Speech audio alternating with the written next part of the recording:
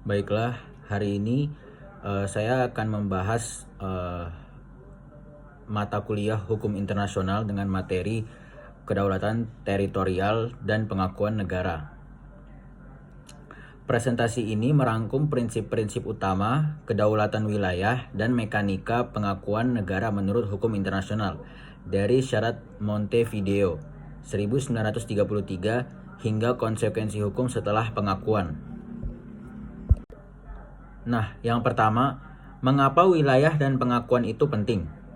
Eksistensi negara bergantung pada dua elemen, yaitu elemen objektif dan subjektif. Nah, dalam pembagiannya itu ada populasi permanen, wilayah tertentu, pemerintahan efektif, dan kapasitas menjalin hubungan internasional. Seperti syarat yang dirumuskan dalam Konvensi Montevideo 1933. Pengakuan internasional memperkuat posisi hukum eksternal seperti dalam akses ke perjanjian, keanggotaan organisasi internasional, dan penegakan hak-hak kedaulatan. Menurut Konvensi Montevideo, negara harus punya wilayah yang tetap. Kedaulatan teritorial artinya negara punya kekuasaan eksklusif. Dalam garis perbatasannya, hukum negara itulah sendiri yang berlaku. Nah, yang kedua itu ada kedaulatan teritorial darat. Itu dibagi menjadi 6. Yang pertama ada okupasi.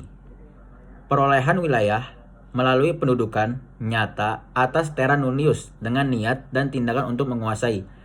Syaratnya itu efektivitas penguasaan dan pengumuman klaim. Yang kedua ada cesi. Penyerahan wilayah lewat perjanjian formal.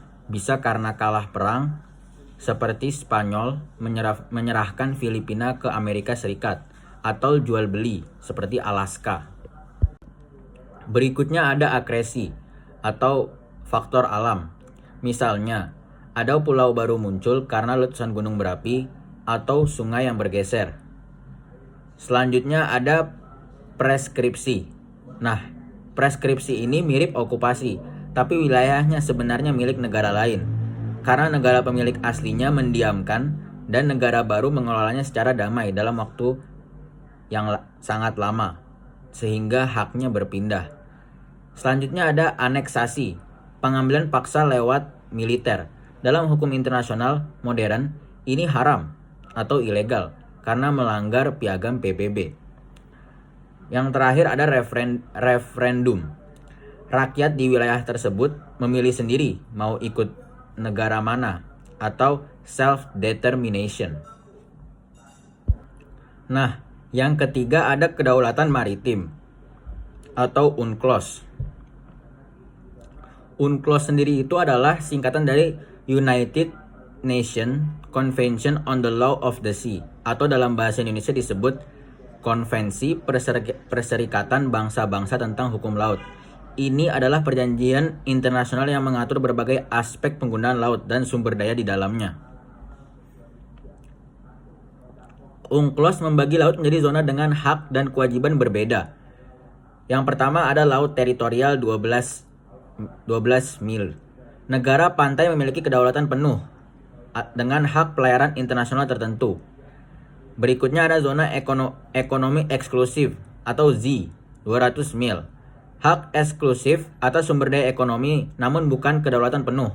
Yang terakhir ada laut lepas, milik bersama atau common heritage of mankind. Tidak ada negara yang boleh mengklaim wilayah ini. Nah, bagian yang keempat ada wilayah udara dan ruang angkasa. Untuk wilayah udara, kedaulatannya bersifat komplit dan eksklusif. Berbeda dengan laut, di udara tidak ada hak lintas damai. Pesawat asing masuk tanpa izin, bisa dipaksa mendarat atau bahkan ditembak jatuh. Nah, kalau untuk ruang angkasa sendiri, mulai dari ketinggian tertentu ke atas, tidak boleh diklaim oleh negara manapun atau non-appropriation dan hanya untuk tujuan damai. Bagian berikutnya ada teori pengakuan negara, deklaratoir dan juga konstitutif. Teori deklaratoir Jika sebuah entitas sudah punya rakyat, wilayah, dan pemerintah, maka dia udah bisa disebut sebagai suatu negara. Pengakuan dari negara lain hanya sebatas pengumuman saja. Nah, untuk teori yang berikutnya yaitu teori konstitutif. Entitas tersebut belum jadi negara kalau belum diakui. Pengakuanlah yang menciptakan negara tersebut secara hukum. Berikutnya ada jenis-jenis pengakuan. Nah, untuk jenis-jenis pengakuan itu dibagi menjadi dua, yaitu de facto dan juga de jure. De facto, pengakuan berdasarkan fakta bahwa pemerintah tersebut memang berkuasa, tapi mungkin belum stabil atau belum sah secara hukum, dan biasanya itu bersifat sementara. Kalau untuk pengakuan de jure, pengakuan penuh, tetap dan bersifat hukum, dan juga tidak bisa ditarik kembali. Berikutnya ada pengakuan pemerintah. Nah, pengakuan pemerintah itu dibagi menjadi 3 doktrin, yaitu doktrin Tobar, doktrin Estrada, dan juga doktrin Stimson.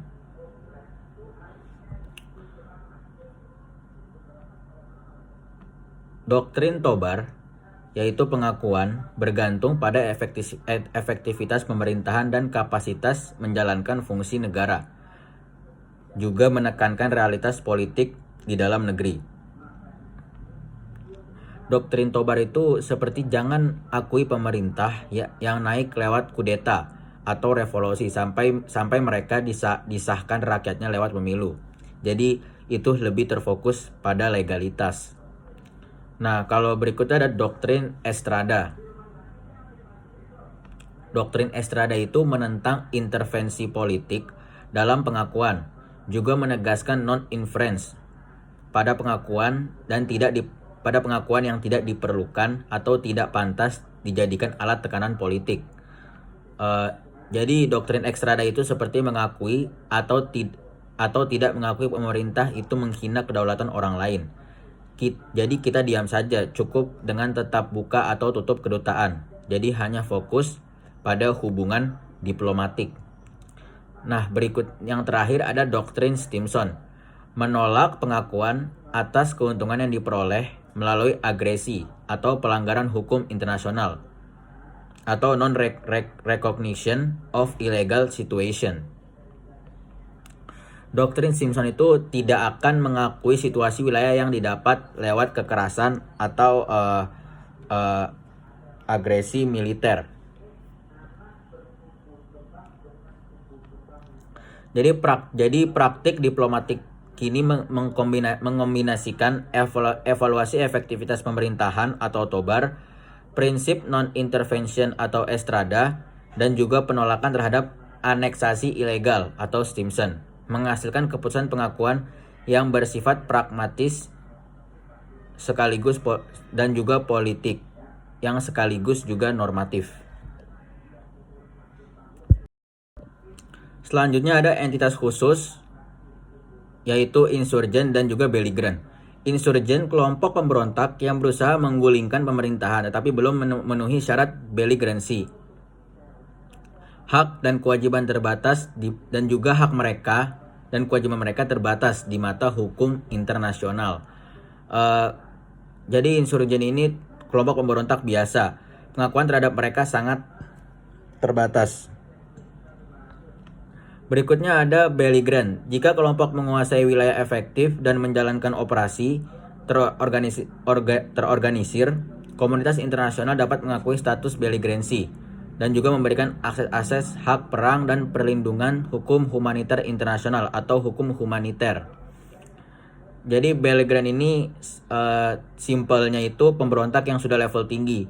Mereka menguasai wilayah luas, punya struktur militer rapi, dan mematuhi hukum perang. Dunia bisa mengakui mereka sebagai pihak yang berperang secara sah. Nah, jadi diagram ini ada recognition granted, international rights, dan responsibilities dan duties. Jadi diagram ini menjelaskan konsekuensi paling umum ketika sebuah entitas memperoleh pengakuan internasional. Pertama, penerimaan ke dalam komunitas negara. Kedua, akses hukum, instrumen hukum internasional dan kemampuan membuat perjanjian. Ketiga, kewajiban hukum, yaitu tanggung jawab internasional, kewajiban reparasi dan pemenuhan perjanjian. Serta keputusan pengakuan membawa konsekuensi positif dan juga beban hukum. Nah, setelah diakui, sebuah negara atau pemerintah mendapatkan hak-hak istimewa.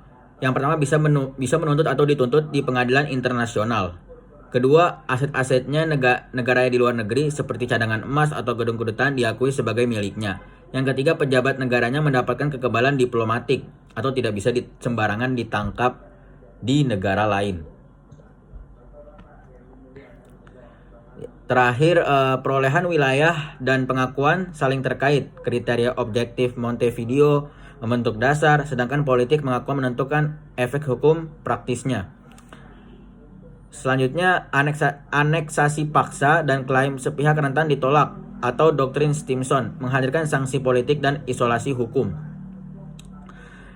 Begitu juga sehingga saya menyimpulkan memberi rekomendasi bisa dilakukan seperti negosiasi bilateral atau multilateral, dokumentasi efektivitas pemerintahan, dan kepatuhan terhadap hukum laut, serta humaniter. Jadi itu bisa meningkatkan peluang dan pengakuan dan juga dalam stabilitas hukum. Terakhir, pengakuan bukan sekedar formalitas diplomatik. Ia mengubah lanskap dan hak kewajiban internasional.